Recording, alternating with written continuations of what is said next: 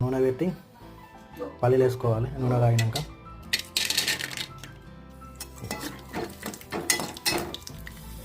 పల్లీలు చిటపట్లు ఆడినాక పొడి జీలకర్ర వేసుకోవాలి. ఎల్లిగడ్డ దంచుకున్నది వేసేయాలి.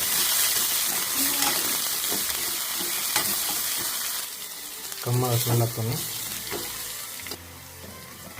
సరిపడా కారం వేసుకొని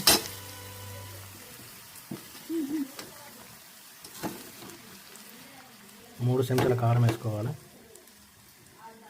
1 స్పూను కారం సాల్ట్. అంటే మేము ఆల్రెడీ కారంలో ఉప్పు కలుపుకున్నాం కాబట్టి లైట్గా ఉప్పు వేసాం అన్నమాట. లైట్గా ధనియాల పొడి రెడీ.